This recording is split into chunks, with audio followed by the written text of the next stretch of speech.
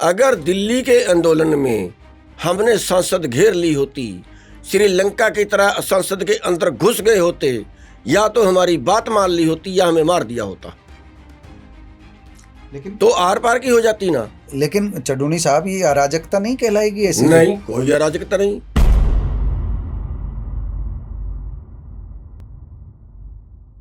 हम अकेले थोड़ा ही मांग रहे हैं, सारे सेंटर मांग रहे हैं एमएसपी। अब सर्वे करवा लो। मंत्री का जवाब पता क्या था? कौन से सर्वे की बात करते हैं आप? हमने सर्वे करवा तो लिया, दोबारा बीजेपी आ तो गई। खट्टर साहब थे, वो तो बात ही करके राजी नहीं थे। अच्छा। किसानों से बहुत कम मीटिंग उन्होंने की।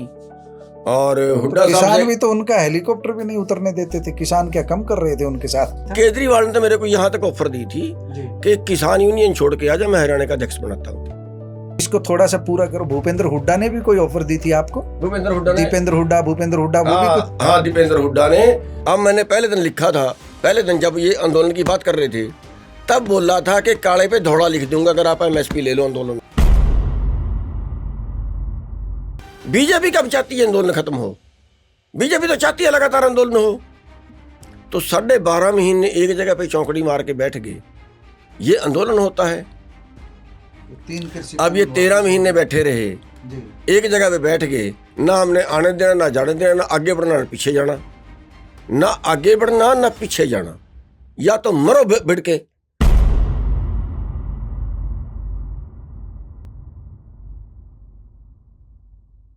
अब हमें किसी को तो पसंद करना ही पड़ेगा। कांग्रेस भी बुरी, बीजेपी भी बुरी, आम आदमी भी बुरी, आप हमें खड़ना नहीं।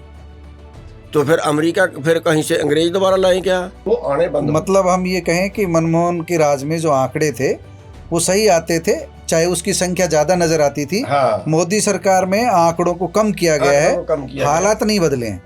नहीं, हालात तो उल्टे नुकसान हुआ। नंबर 1 इसमें गलती जो थी वो ये थी कि एसकेएम को 2 टुकड़े करके फिर आंदोलन शुरू किया गया। एक टुकड़े ने आंदोलन किया और दूसरे को उन्होंने प्रण किया कि दूसरे टुकड़े को हम शामिल नहीं करेंगे, आना चाहे तो भी नहीं लेंगे। तो आपके जो आंदोलन को जिस समय बल मिल रहा था, उसके बाद जब आप चुनावी राजनीति में आए तो किसानों की, आम आदमी की, आम जनता की, आम मतदाताओं की स्वीकार्यता गुरनाम सिंह चढूनी की क्यों नहीं हो पाई? कारण क्या रहा इसके पीछे? जो लोग आज कहते हैं गैर राजनीतिक, उनकी गाड़ी पे 2 झंडे लगे हुए थे चुनाव में। एक तरफ किसान यूनियन का झंडा था, दूसरी तरफ आम आदमी पार्टी का झंडा था।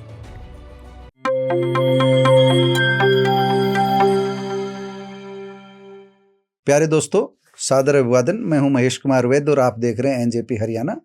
दोस्तों, आज हमारे साथ मौजूद हैं किसान नेता गुरनाम सिंह चढूनी। चढूनी साहब से आप सभी अच्छी तरह परिचित हैं। लंबे समय से किसानों के हित की लड़ाई लड़ रहे हैं। आज इसी संदर्भ में किसानों के सिलसिले में, किसानों की कुछ मांगों को लेकर के किसानों के बीच रेवाड़ी आए थे। आज एनजेपी के स्टूडियो में इनका आना हुआ है। चढूनी साहब, आपका बहुत बहुत स्वागत है। सबसे पहले तो आज कुछ हम थोड़े तीखे ताखे सवाल पूछेंगे आपसे, जो है ठीक है ना? क्योंकि कई लोगों के सवाल मन में होते हैं, लोग हमसे भी जानना चाहते हैं आपके माध्यम से। तो आज आप हमारे स्टूडियो में। सबसे पहले शुरुआत बहुत वो करते हैं, क्योंकि आप लंबे समय से किसान आंदोलन से जुड़े हुए हैं। आज के जो आपके दौरे की, इसकी बात हम बाद में करेंगे। पहले हम ये जानना चाह रहे हैं कि पिछले हम 1.5-2 दशक की बात करें तो 2 सरकारों की बात करेंगे। डॉक्टर मनमोहन सिंह का कार्यकाल रहा, यानी कांग्रेस की सरकार रही, और दूसरा कार्यकाल नरेंद्र मोदी का लगातार अभी चला आ ही रहा है। पिछले 10 साल लगातार तीसरी पारी जो है, नरेंद्र मोदी जो है उसमें तीसरी पारी खेल रहे हैं। तो तीसरी पारी अपनी शुरू कर चुके हैं। खेलने की बजाय ये ठीक रहेगा कि नरेंद्र मोदी अपनी तीसरी पारी शुरू कर चुके हैं। तो दोनों सरकारों में किसान हित की बात पहले भी होती रही थी, अब भी होती रही है। गुरनाम सिंह चढूनी को तुलना करनी पड़े तो किसानों के हित किस सरकार में अधिक सधे, किस सरकार में उनकी ज़्यादा सुनवाई हुई? किसान कहाँ खड़ा हुआ है आज? कुछ बदलाव आया या पहले जैसा था वैसा ही है? दोनों सरकारों की तुलना करके आप बताएंगे जो है। महेश कुमार वैद्य जी, सबसे पहले तो हम आपका धन्यवाद करना चाहेंगे कि आपने अपनी बात लोगों के आगे रखने का मौका दिया और सम्मान से यहाँ पे बुलाया। आपके बहुत बहुत धन्यवाद दिए, आपके पूरे चैनल के धन्यवाद दिए।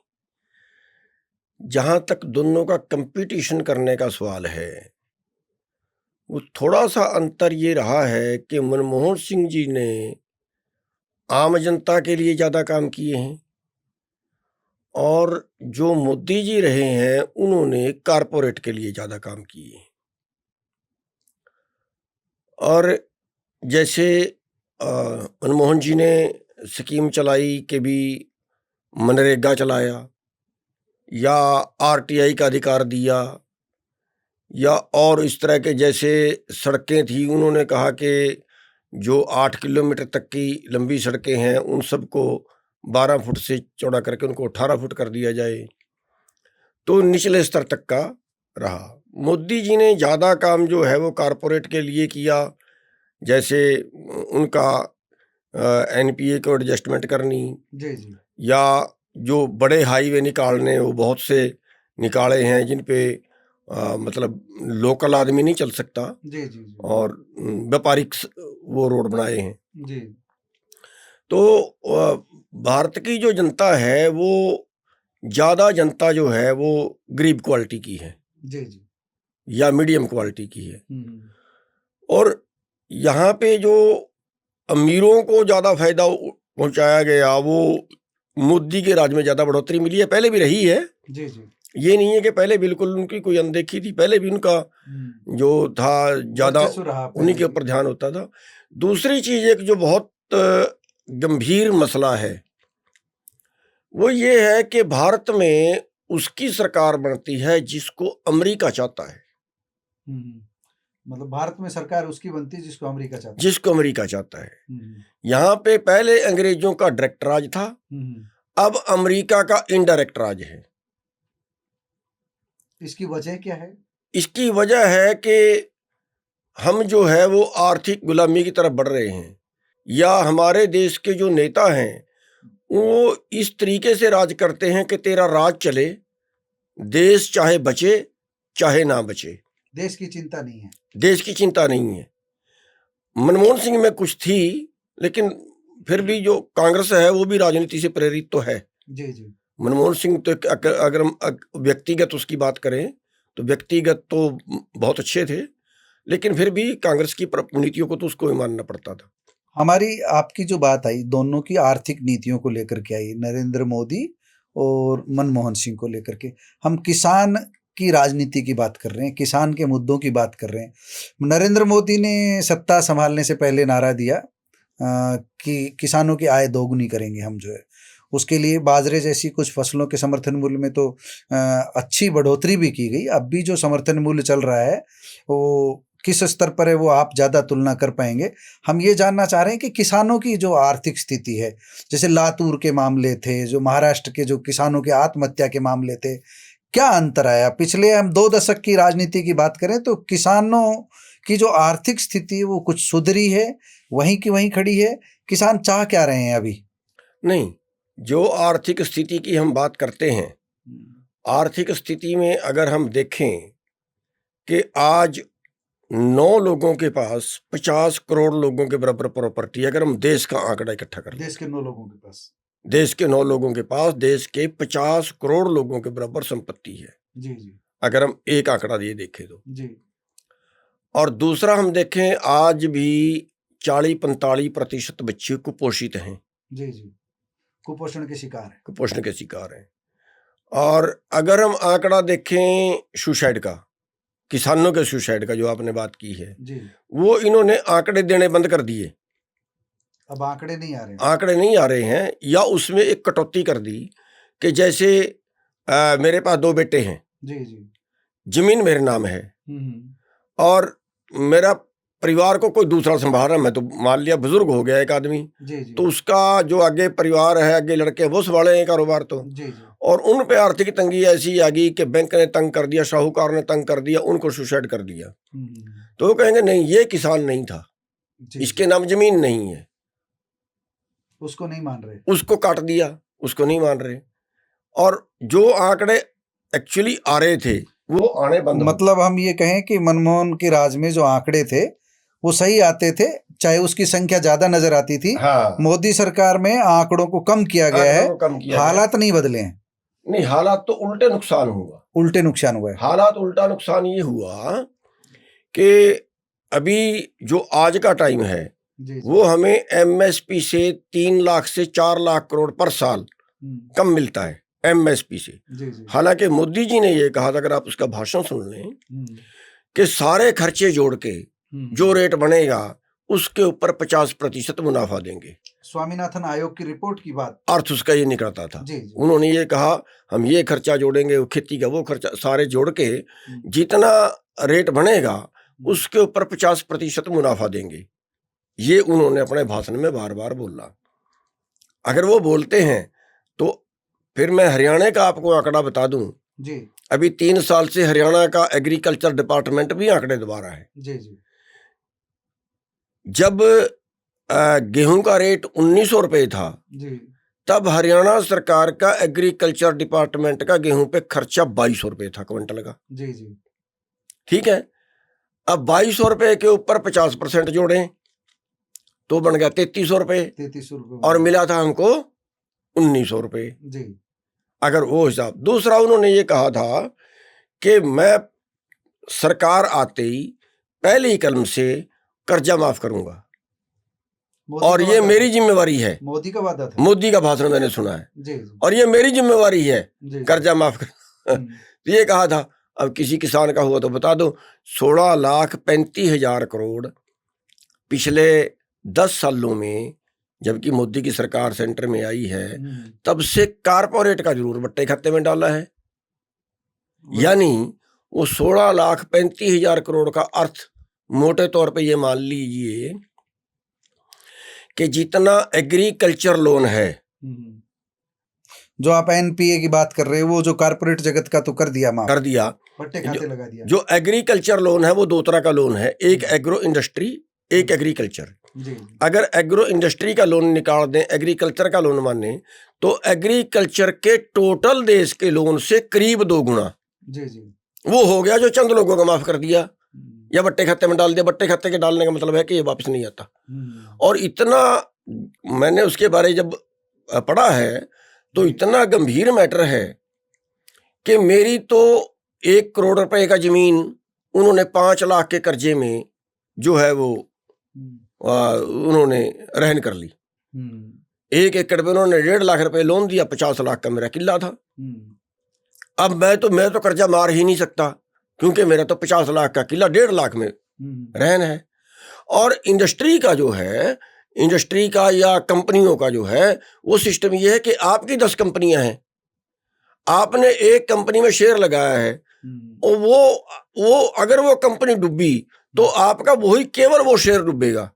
और अगर आपने उसी कंपनी पे उससे 10 गुना ज्यादा लोन ले लिया और फिर वो नहीं दिया, फिर वो ब्याज और मूल लग के वो कई गुना हो गया। मतलब आड़ रहने वाला वहां सिस्टम नहीं, उनको कुछ लॉस होना नहीं, तो पूंजीपति जो है पैसा, वो अगर मुनाफा हो गया तो कंपनी में का है, अगर घाटा हो गया तो बैंक का है, तो बैंक का है जो।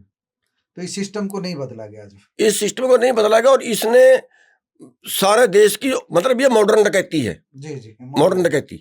उसमें घाटा पड़ा नहीं, घाटा पा दिया, मॉडर्न डकैती।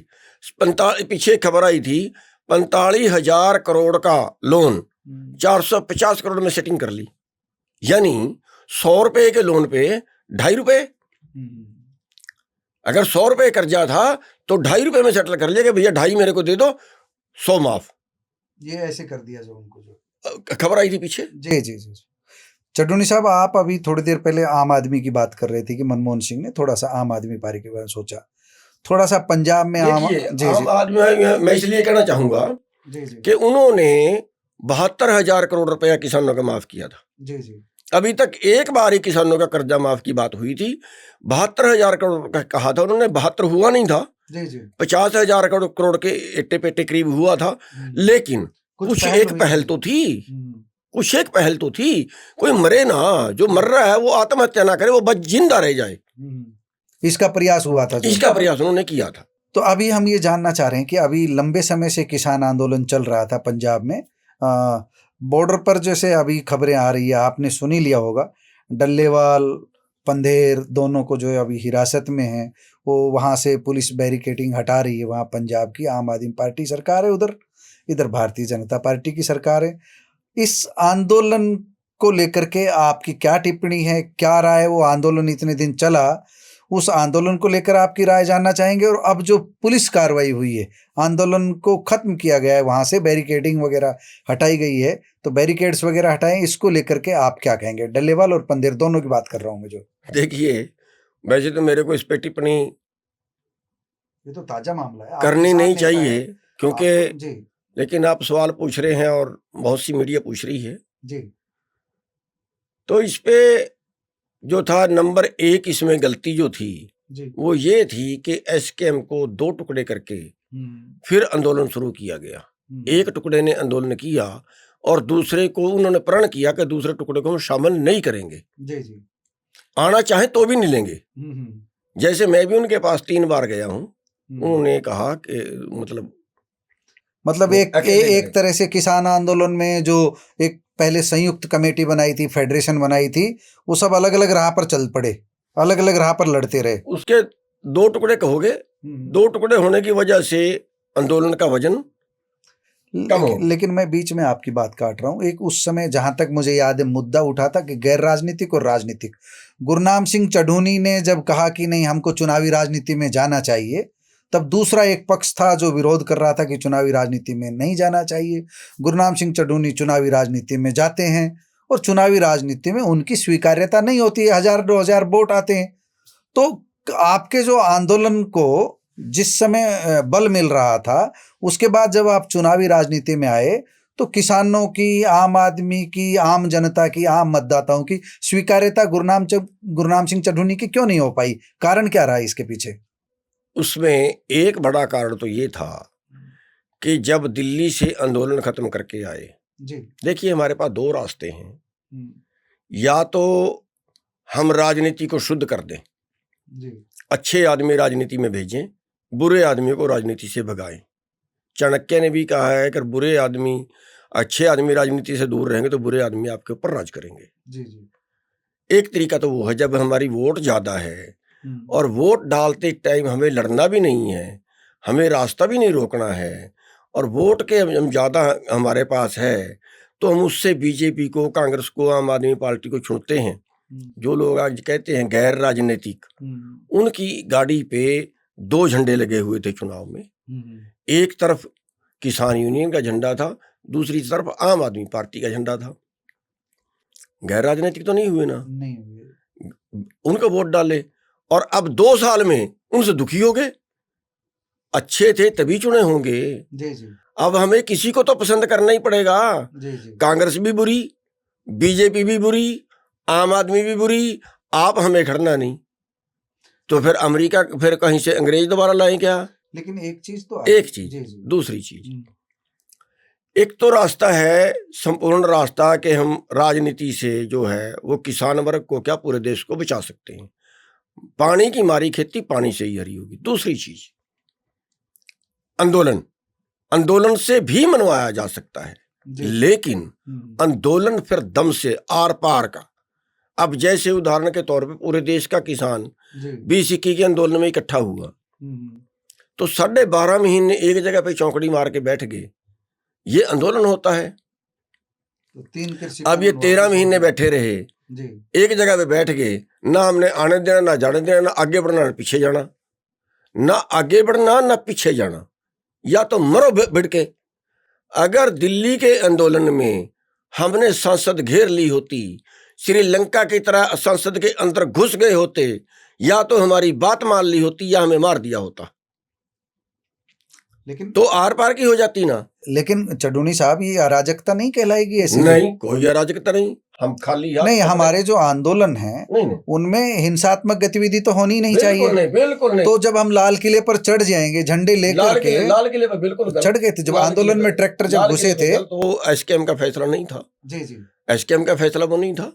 मैं ये कह रहा हूँ, संसद पे अगर हम जाते, कपड़े निकालें, कमीज निकालें, हाथ रस्सी से बांधे, हम निहत्थे हैं, आप हमें मारोगे तो हम खाएंगे, हम मारेंगे नहीं। मतलब आपका आंदोलन अहिंसात्मक रहता और इस तरह के प्रयास होता तो झुकना पड़ता। बिल्कुल, और रास्ता ही नहीं था। तो एक चीज तो झुक तो गए थे, आपके 3 कृषि कानून दोबारा वापिस आ रहे हैं, दोबारा वापिस आ रहे हैं। अच्छा, हाँ, अरे अभी जो मंडी का मसौदा आ रहा है कि आप सेलों में या जो अगर बेचोगे, अगर आप बाहर जो गोदाम में बेचोगे, अगर आप कोल्ड स्टोर में बेचोगे, तो वहाँ खरीदार को मंडी का कोई टैक्स नहीं देना। अच्छा, मतलब एक तरह से उधर भेजने की प्रयास हो रहे हैं, भेजने की कोशिश हो रहे हैं। हाँ, और वो एक किसान को प्राइवेट सेक्टर की तरफ भेजा, एक बात में ही तीनों कानून लागू हो जाएंगे। क्यों? वहाँ किसने कितनी खरीदी, स्टॉक सीमा खत्म, वहाँ पे जो है मंडी खत्म। जब बाहर किसी को टैक्स नहीं देना और वहाँ पे टैक्स देना, तो कोई मंडी से क्यों खरीदेगा? अच्छा, इससे अच्छा मैं अभी आप एक दर्शकों को ये भी समझाना, हमारे दर्शकों को, कि प्राइवेट सेक्टर का कोई आदमी बाहर अपनी मंडी बना करके, अपनी या अच्छा काउंटर लगा करके, अपना सेल या अपना गोदाम बना करके अगर वो खरीदता है और समर्थन मूल्य से ज़्यादा देता है, बाजार भाव से ज़्यादा देता है, किसान का उससे फायदा होता है, तो नुकसान कहाँ होगा, किसान के सामने क्या खतरा है उसमें मंडी खत्म होने का, वो समझाइए। देखिए, आपके ध्यान में होगा कि जियो ने पहले फ्री सिम भी दिया, जी, फिर बढ़ाते गए, जब कब्जा हो गया फिर चाहे जब मर्जी लुटे। मतलब प्राइवेट सेक्टर का फिर जाल बिछेगा। अभी क्या है, अभी मंडी में बेचनी होती है, मंडी में सब खरीदारों को एक ढेरी पे आना होता है, और एक सरकार की एजेंसी है फड़ है हरियाणा की, उसको भी वहां बोली देनी होती है, और कंपटीशन होता है। एमएसपी है तो भी, और जिसका एमएसपी नहीं है तो भी उसमें कंपटीशन होता है, कंपटीशन है, बोली लगी। अगर हम एक खरीदार के पास चले गए, वो एक साल तो हमें ज्यादा दे देगा, एक साल हमें मंडी को खत्म करने के लिए ज्यादा दे देगा, बाद में तो हम उसी के भरोसे पे बचेंगे ना। मतलब एक किस्म से किसानों को गुलाम बनना पड़ेगा उसका, कंप्लीट ये होने जा रहा है। दूसरी चीज, आपने चुनाव की बात की थी, जी, वो मैं जवाब अभी तक नहीं, मैं चुनाव का जानना चाह रहा था कि आपकी स्वीकार्यता क्यों नहीं हुई। हाँ, 1100 कितने, मेरे ख्याल से मेरे पास 1170 है। हाँ, इतना ही वोट आया, मैं देखूं तो 1100 के करीब वोट आए। हाँ, उसमें एक चीज तो आप सबसे बड़ी ये मानिए कि वो मेरा नुकसान नहीं किया, लोगों ने खुद का नुकसान किया। जी, खुद का नुकसान किया। खुद का नुकसान कैसे किया कि उन्होंने सरकार के सामने एक सर्वे दिखा दिया कि हम इनके पीछे नहीं हैं। जी, वोट में तो हम राजनीतिक पार्टियों के पीछे ही हैं, ये दिखा दिया। वोट तो हैं, लेकिन हमारी उनके लिए हैं, ये दिखा दिया। और ये दिखाने से क्या हुआ, अब उसका रिजल्ट इस आंदोलन में आ गया ना। अभी कल जो मीटिंग हुई उसमें किसानों ने कहा कि जी आप सर्वे करवा लो, सबको एमएसपी चाहिए। हम अकेले थोड़ा ही मांग रहे हैं, सारे संगठन मांग रहे हैं एमएसपी, अब सर्वे करवा लो। मंत्री का जवाब पता क्या था, कौन से सर्वे की बात करते हैं आप, हमने सर्वे करवा तो लिया, दोबारा बीजेपी आ तो गई।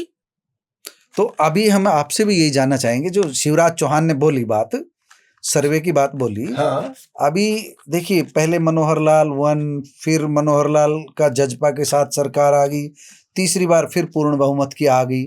उनके पास तो लोकतंत्र में, डेमोक्रेसी में यही है कि हमको लोग ज्यादा चाहते हैं। संख्या बल के मामले में भाजपा भारी क्यों पड़ रही है? बता तो रहा हूँ हम जो आंदोलन कर रहे हैं, सड़क पे बैठने का आंदोलन कर रहे हैं, इससे वो लोग जो दूसरे वर्ग के हैं, वो हमारे से एंटी होके वोट दे रहे हैं, उनकी तो बढ़ गई। बीजेपी कब चाहती है आंदोलन खत्म हो? बीजेपी तो चाहती है लगातार आंदोलन हो। और जहां तक वोट का सवाल है, हमने अपने पैर पे कुल्हाड़ी खुद मारी है। जब दिल्ली में हमारी बात नहीं मानी गई जी, जब दिल्ली में हमारी बात नहीं मानी गई, तो हमारा अगला आंदोलन क्या होना चाहिए था?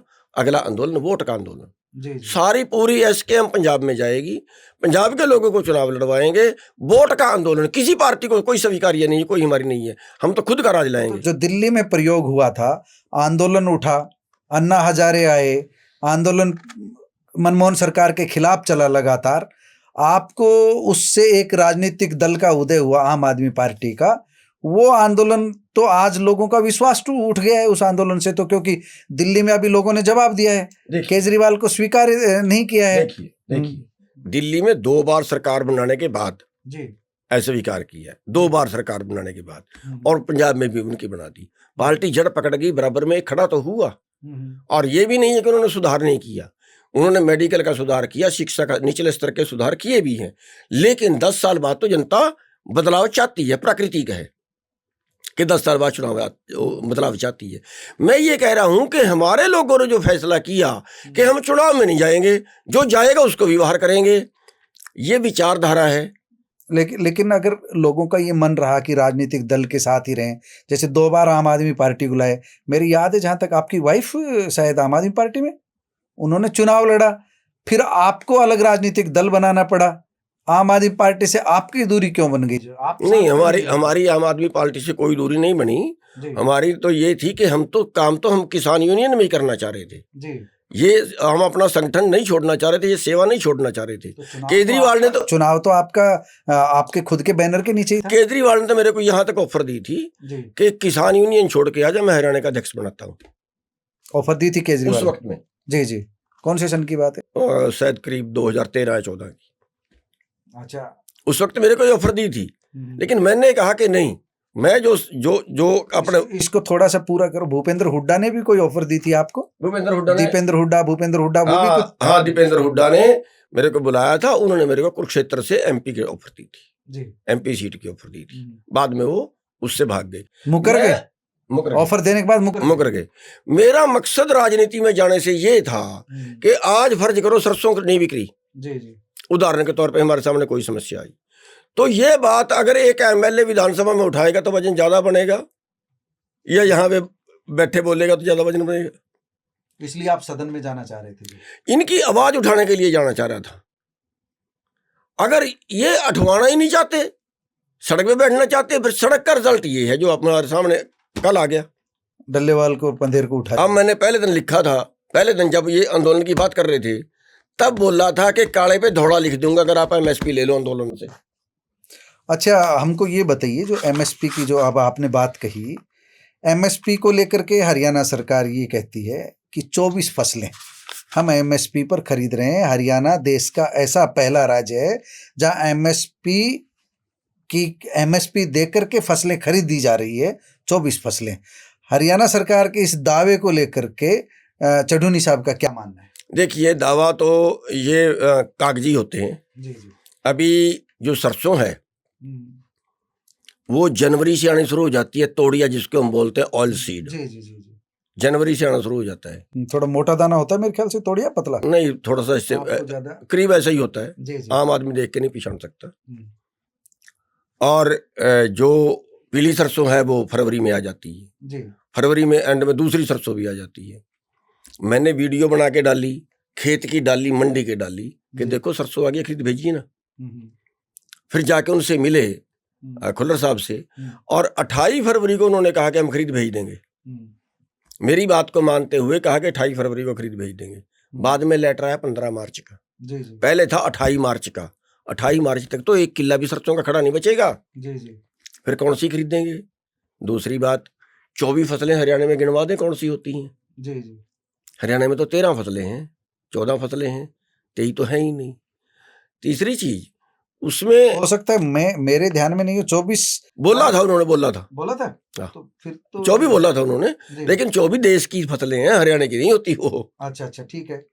जैसे सोयाबीन है, वो यहाँ कहाँ है? कई फसलें हैं ऐसी जो यहाँ नहीं होती, दूसरे स्टेटों में होती है। हाँ, लेकिन वो ये दावा कर रहे हैं कि हम जहाँ फसल नहीं खरीद पाते हैं, जहाँ पर समर्थन मूल्य नहीं दे पाते हैं, वहां पर हमने भावांतर भरपाई योजना दे रखी है, उससे पूरा करते हैं किसान। दूसरी चीज, अभी धान है, सरकार से तो पूरे पैसे आए, किसान की जेब में 150-200 रुपया कम गया, कट लगा दिया उस पर। तीसरी चीज ये है कि फिर ये परसेंटेज करते हैं जी। ठीक है जी, हम ये आपका बाजरा आ गया, इसमें 50% खरीद लेंगे। 100 की 100 जैसे हमें निश्चिंत हो जाना चाहिए। जैसे अभी सरसों है, सरसों अभी आधी तो बिक चुकी, और जो बिक चुकी है वो 600-700 रुपये एमएसपी से कम बिकी है, तो क्या उसकी भरपाई करेगी अब सरकार? अगर सरकारी खरीद से पहले बिक चुकी है तो सरकार उसकी भरपाई भी करे ना जी। करना चाहिए ना। सरकार ने तो अपना पोर्टल दे रखा है, पोर्टल पर किसान अपनी एंट्री करे और उस हिसाब से फसल बेचे। जो है अब कोई पहले बेच कर जा रहा है, पोर्टल पर एंट्री नहीं है, उसमें सरकार कैसे जिम्मेदार है? रखेगा हाँ वो। अच्छा, मेरे पास 100 क्विंटल सरसों होगी जी। मेरे पास तो कोई गोदाम नहीं है, इतना तो मैं अमीर हूं नहीं कि मैं अपना गोदाम बना के रखूं। उसको कहाँ पे रखो। मतलब सरकार हालात पैदा ऐसा करती है कि खरीदने ना पड़े। जब सरसों खेत से खत्म हो जाए तब वो खरीद शुरू करें, क्यों पहले कर दो ना उसको। जब हमारे खेत की है, उनके पोर्टल पर है, हमारे खेत में है, तो फिर वो 28 मार्च से क्यों जी, वो 15 फरवरी से 10 फरवरी से क्यों नहीं हो सकती। एक चीज मेरे दिमाग में है, पूरे देश में बाजरा पैदा हुआ या सरसों पैदा हुई, पूरे देश में चाहे इस मंडी में बेचे चाहे उस मंडी में बेचे किसान, उसको जाते ही सरकारी काउंटर पर अपने समर्थन मूल्य का पैसा उसको मिल जाए, वहां उसको देने में, एमएसपी को देने में सरकार को दिक्कत परेशानी क्या आ रही है? आपकी कई दौर की बातचीत हुई है सरकारों के साथ, अधिकारियों के साथ, क्या निकल करके आता है एमएसपी देने में? कहाँ बेबस पाती है सरकारें खुद को? जो है पहली बात तो ये कि एमएसपी पे बात ही नहीं हुई। पूरे एसकेएम की मीटिंगों में मैंने जब ये सवाल रखा था कि हम एमएसपी पे बात करें, तो पंजाब की ज्यादातर जथेबंदियां इस बात पे थी कि पंजाब में एमएसपी मिल रहा है, हम इस पे साइलेंट रहे। अब बेशक वो कर रहे हैं, तो हरियाणा वाले भी कह देंगे हमको भी मिल रहा है, पंजाब वाले भी कह देंगे, तो एमएसपी पर ताकत कौन लगाएगा फिर? यही तो हुआ। तो अगर मिल ही रहा है तो फिर आंदोलन एमएसपी को लेकर के क्यों? यही तो प्रॉब्लम आई। मैंने अमित शाह जी से एक बार सवाल जरूर किया था, एक मीटिंग अमित शाह जी से हुई थी, उसमें मैंने सवाल किया था कि मोदी जी ने बयान दिया है एमएसपी है, एमएसपी रहेगा, क्या आप 23 की 23 फसलें जितने देश में पैदा होती हैं खरीदेंगे? उन्होंने कहा नहीं जी, हम खरीद ही नहीं सकते। 17,26,000 करोड़ की फसलें बनती हैं उस वक्त, अब तो और बढ़ गई होंगी, और हमारे पास तो इतना बजट नहीं है। तो मैंने कहा नहीं, 17,26,000 करोड़ की तो कुल पैदावार हुई, आपको समुद्र में थोड़ा ही फेंकनी है, आपको बेचनी है ना। तो जो बेचोगे उससे आपके पास जो पैसा आएगा वो भी तो आएगा। तो आपको 17,26,000 कैसे हुआ? उसका तो ये है कि 2 लाख करोड़, 3 लाख करोड़, 2.5 लाख करोड़ इतना बनेगा। और अगर ये सब बाहर से आयात बंद कर दें तो फिर वो इतना भी नहीं बनेगा। मान लिया वो सरसों खरीद रहे हैं, अगर ये पाम ऑयल बंद कर दें, यही सरसों हमारी 7,000 बिकेगी, हमें क्या करना है एमएसपी का? चड्ढूनी साहब, आप पाम ऑयल की बात जो पहले भी आप कर रहे थे, पाम ऑयल पर अगर सरकार ने प्रतिबंध लगा दिया और सरसों का तेल और ये महंगा हो गया, तो सरकार 2 तर्क देती है कि हमको गरीब की भी चिंता करनी है, किसान की भी चिंता करनी है, बीच का सा रास्ता निकालना है। आपके पास क्या तर्क है? पाम ऑयल बंद किया जाएगा और सरसों के इनके जो कीमत बढ़ेगी, उससे आम आदमी पर भी तो फर्क पड़ेगा। देखिए, बिल्कुल पड़ेगा, लेकिन कम से कम इतना तो जरूर करना चाहिए कि अगर बाहर से जितना जरूरत है उतना मंगाएं, इतना स्टॉक ना करें कि यहाँ की सस्ती हो जाए। तो जो आयात हो रहा है वो ज्यादा हो रहा है, जो बहुत ज्यादा। देखिए, उस आयात से क्या हुआ, एक वक्त था जब हम अपनी जरूरत का 97% खाद्य तेल पूरा कर रहे थे जी। आज 50% भी नहीं कर रहे हैं। तो अपने देश का पैसा 1 लाख करोड़ हर साल हमें मलेशिया को देना पड़ गया, तो ये देश का नुकसान हुआ कि फायदा हुआ? तो वजह क्या हुआ? तिलहन, और तिलहन से दूर भाग रहा है किसान। हाँ, उसका रकबा कम हो गया है, एरिया कम हो गया है। क्यों? क्योंकि उसमें जो पैसे हैं हमें गेहूं से कम मिलते हैं, सरसों का एरिया गेहूं के नीचे चला गया। अगर ये बाहर से पाम ऑयल मंगाना बंद कर दिया, कम कर दें कि यहाँ का जो भाव है वो 6,000 से कम ना सरसों का आए, एमएसपी से कम ना आए। इतना तो हर चीज का होना चाहिए कि हमारा जो एमएसपी का मतलब क्या है?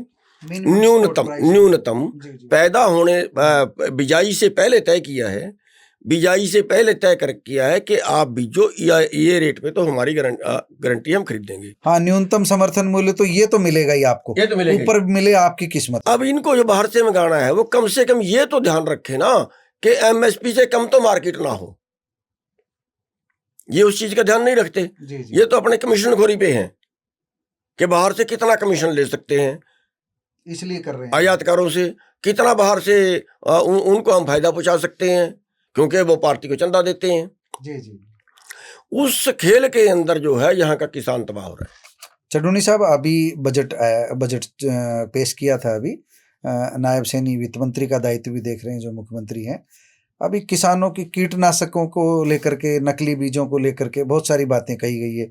नकली बीज जहां फसल पैदा नहीं होती, किसानों को नुकसान होगा, उसके लिए कानून को सख्त किया जा रहा है, और भी किसानों के हित में बहुत सारी बातें की है। हमने केंद्र सरकार को लेकर के तो बातें की थी, लेकिन राज्य सरकार के पास भी काफ़ी शक्तियां होती है। राज्य अपनी ओर से हरियाणा में आपने भूपेंद्र सिंह हुड्डा, मनोहर लाल और नायब सैनी का अभी कार्यकाल आप देख रहे हो। किसानों के हित में क्या बड़े फैसले हुए हैं अभी तक पिछले 10-15 सालों में जो है? देखिए, आप डिस्प्यूटेड सवाल पूछते हैं। मैं बिल्कुल डिस्प्यूटेड नहीं, मैं तो बिल्कुल साफ साफ पूछ रहा हूँ। आप बता सकते हैं हुड्डा के कार्यकाल में, मनोहर के कार्यकाल में और अब नायब सैनी का, आप ये कह सकते हो भाजपा के कार्यकाल में और कांग्रेस के? देखिए, हुड्डा में तो अहंकार जरूरत से ज्यादा था जी। हमने स्ट्राइक की थी कि राजस्थान 300 रुपये बोनस दे रहा है गेहूं पे, मध्य प्रदेश 300 रुपये बोनस दे रहा है गेहूं पे, आप भी दीजिए। 1 रुपया नहीं मिला, नहीं दिया, आकड़ गया। गन्ने का भाव लेना पड़ा 12-13 में। हमने स्ट्राइक की थी, 9 दिन शुगर मिले पूरे हरियाणा की बंद रही थी, तो ये कहता था कि यूपी से ज्यादा, यूपी में हमारे से 40 रुपये ज्यादा था। आज हरियाणा गलत दावेदारी हो रही थी। आज हरियाणा में यूपी से 30 रुपये ज्यादा है। मैं किसी की तारीफ नहीं कर रहा, किसी की बदनामी नहीं कर रहा, लेकिन ये तो जो है सारा बस वर्ल्ड मार्केट के ऊपर खेल चलता है इनका। चाहे बीजेपी की आ जाए और चाहे कांग्रेस की आ जाए, किसी की आ जाए, देश हित के फैसले जो है वो थोड़ा बहुत 19 की किसी का फर्क हो तो अलग बात है, वरना सारा जो है वो वर्ल्ड मार्केट के ऊपर चलता है। अभी हरियाणा के मुख्यमंत्री ने कह दिया कि सब पे एमएसपी मिलेगा जी, लेकिन मैं आपको उदाहरण दे रहा हूँ, वो भी तो नहीं मिल रहा। सरसों हमारी मंडी में है, नहीं मिल रहा, किसी भी चीज पे नहीं मिलेगा। आप अभी मक्का आएगा आगे जो है वो जून में जी, आप देख लेना, 1 क्विंटल भी अगर सरकार खरीदे तो ये जो चीजें हैं, हाँ नर्म उनसे ज्यादा है। जो नर्म है जी, जो अब मुख्यमंत्री है जी, ये अगर डांट डपट की सख्ताई की बात करें तो नर्म उनसे ज्यादा है। नर्म है मतलब जैसे किसान आंदोलन रहा जी, किसान आंदोलन में 2 जगह पे ऐसा हुआ कि इनसे बहुत बुरी तरह से टकराव किसानों का हो गया जी, लेकिन फिर भी इन्होंने अपने केस वापस ले लिए। वो जो केस थे जो इनके साथ डायरेक्टली हुए, एक शाहबाद में हुआ, एक उधर नारायणगढ़ में हुआ, फिर भी इन्होंने वो वापस ले लिए, उसमें कोई अकड़ वकड़ नहीं दिखाई। नर्म है, नायब नरम है। और पहले वाले दोनों मनोहर हुड्डा थोड़े कठोर थे या दोनों ही? नहीं, 2 थोड़े, जैसे मान लिया खट्टर साहब थे, वो तो बात ही करके राजी नहीं थे। अच्छा। किसानों से बहुत कम मीटिंग उन्होंने की, और हुड्डा साहब से भी तो उनका हेलीकॉप्टर भी नहीं उतरने देते थे। किसान क्या कम कर रहे थे उनके साथ? नहीं, कम, वो तो आंदोलन था। देखिए, आंदोलन में सभी के साथ था। आंदोलन में तो जो था वो बिल्कुल पूरे देश का फैसला था कि हम इनको गाँव में नहीं घुसने देंगे जी। और उसी के तहत तो एक जगह नहीं उतरने दिया, वो तो कई जगह उनको कैंसिल करना पड़ा अपना प्रोग्राम। अच्छा, हम थोड़ा सा राजनीति को लेकर के बात करते हैं। एक बार बयान कई आए, आपका भी बयान आया कि हमने तो एक तरह से प्लेटफार्म तैयार कर दिया था, कांग्रेस इसका फायदा नहीं उठा पाई। उसको लेकर के आलोचना हुई कि भाई आंदोलन कांग्रेस का चलाया हुआ था। बाद में कई बार बातें आई कि चढ़ूनी साहब तो भाजपा की गोदी में बैठे हैं। तो इन सारी चीजों को लेकर के आप अपने बचाव में क्या तर्क देते हैं? आप देखिए, अच्छा, एक तरफ तो मेरे को कांग्रेस का बना दिया, मैं बता रहा हूँ, मैं पहले आपकी कांग्रेस की बातें होती थी, अब बातें होती है कि ये आंदोलन सारा, आप ही थोड़ी देर पहले बता रहे थे कि भाजपा को फायदा पहुंचता है तो पहुंचता है। दूसरी तरफ मेरे को बीजेपी का बना दिया। मैं सच बोल देता हूँ जी, और सच सबको हजम नहीं होता। आप उस सवाल को आप आज संशोधित कर लेते हैं, आज चढ़ूनी साहब उसको संशोधित कर लेते हैं। आप आंदोलन करेंगे, इसका फायदा सत्ता पक्ष को मिलेगा कि विपक्ष को मिलेगा? अभी हरियाणा में जो मान लीजिए आप आंदोलन करते हैं तो उसके लिए रोड मैप किसका तैयार होगा, प्लेटफार्म किसका तैयार होगा? विपक्ष का तैयार होगा। तो हम ये जानना चाह रहे हैं कि विपक्ष का, अगर इस समय तो हरियाणा में ना तो कोई चुनाव है, क्योंकि विधानसभा भी हो रही है, लोकसभा भी हो रही है, नगर निगम भी हो रही है। हरियाणा में जो पंजाब में आंदोलन चल रहा था, उसका असर हरियाणा में क्यों नहीं नजर आया इस बार? हरियाणा में उसका असर कैसे नजर आता? पहली बात तो ये कि वो आंदोलन हरियाणा में हुआ ही नहीं। हरियाणा मान लीजिए वो संगठन अलग था, तो नहीं, हरियाणा का किसान संतुष्ट है सरकार से। हरियाणा वाले तो पंजाब में चले गए ना आंदोलन लड़ने जी। हरियाणा वालों को तो दिल्ली जाना चाहिए था जी।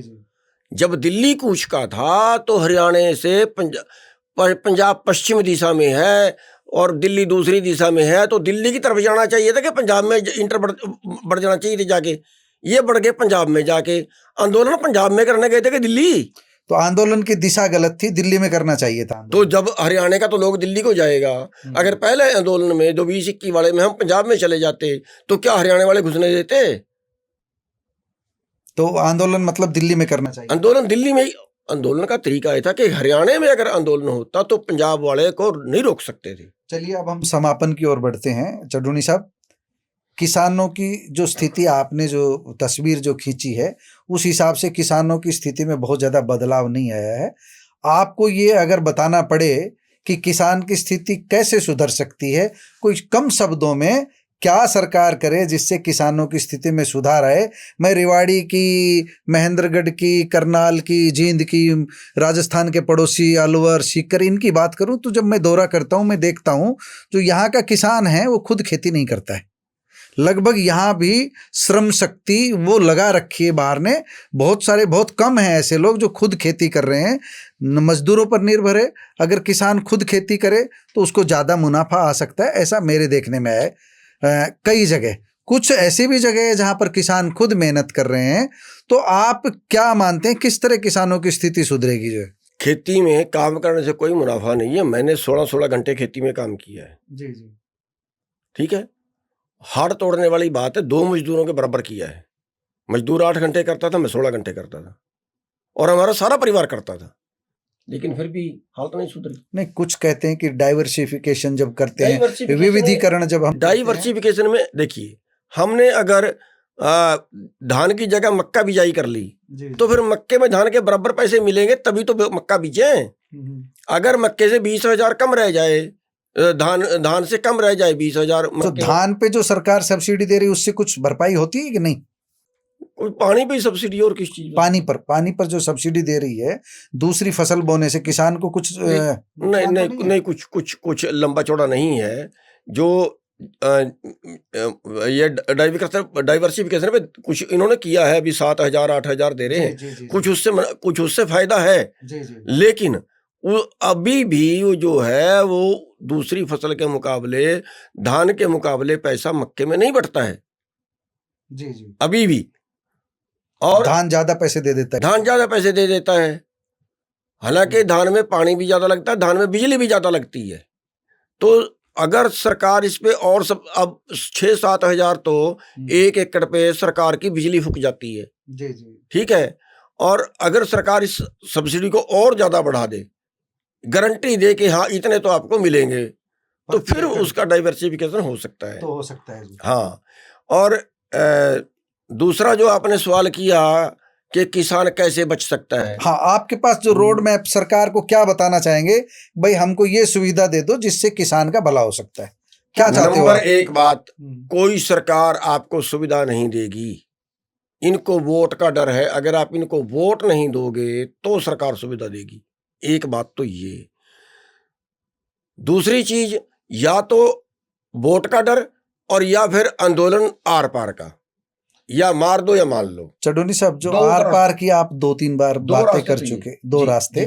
जब योगेंद्र यादव ने, मेरे ख्याल से महाराष्ट्र, राजस्थान, कई राज्यों के किसान संगठनों को, कितने संगठन थे उसमें जब पहले बना था, ये आपको याद होगा? एसकेएम बना था, इसको एसकेएम ही जो बना था, ऑल इंडिया किसान कोऑर्डिनेशन कमेटी। हाँ, जब जो आंदोलन 21 में चल रहा था उसमें जब योगेंद्र यादव साथ थे जो आप लोगों के, उस समय एसकेएम में ही साथ थे। हाँ, एसकेएम में, तो उस समय 40 से ऊपर संगठन थे मेरे ख्याल से, किसान संगठन जब सब मिलकर, कई सौ संगठन मिलकर के किसानों की जो फेडरेशन बनी थी वो टूट क्यों गई? सरकार ने तोड़ दिया। टिकैत की अलग भाषा रही, राकेश टिकैत की। पंजाब में अलग आंदोलन चल रहा, हरियाणा चुप बैठ गया, राजस्थान में कहीं गतिशीलता दिखाई नहीं दी। मैं बता तो रहा हूँ, हमारी बदकिस्मती कह लो। और ये जो आंदोलन हुआ ये उस एसकेएम के 2 फाड़ करके तो चालू किया, हमारी बदकिस्मती कह लो।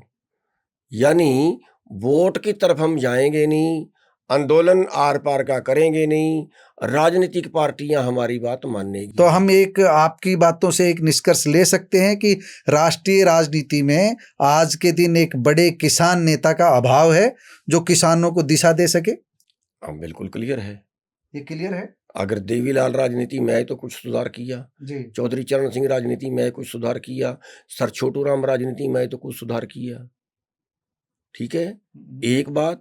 तो भूपेंद्र हुड्डा से कुछ उम्मीद थी कि ये किसान नेता है? जी, कुछ नहीं, अहंकारी है। सबसे बड़ा किसान मैं हूं, मेरे से ज्यादा बड़ा किसान कौन है? तो अब हम ये कह सकते हैं कि किसान राजनीति में शून्यता है। और उसको भरपाई की जरूरत है। भरपाई की जरूरत है, ये चीज है। और दूसरी मैं बता हटा हूँ, फिर अगर लड़ना है तो फिर लड़ने का तरीका वो होना चाहिए, आर पार की। और तीसरी चीज ये है कि सरकार को जो है वो खेती पे बजट बढ़ाना चाहिए, बजट बढ़ाना चाहिए। ठीक है, अगर मैं शॉर्ट में इसका कहूँ। क्योंकि आज आप हरियाणा में देखिए, 7 जिले पिछले साल पानी में डूबे, 19 जिले पंजाब में पानी में डूबे। वो अमृत जैसा पानी यहाँ बर्बाद करता, 35 आदमी कुरुक्षेत्र में उस पानी में डूब के मरे।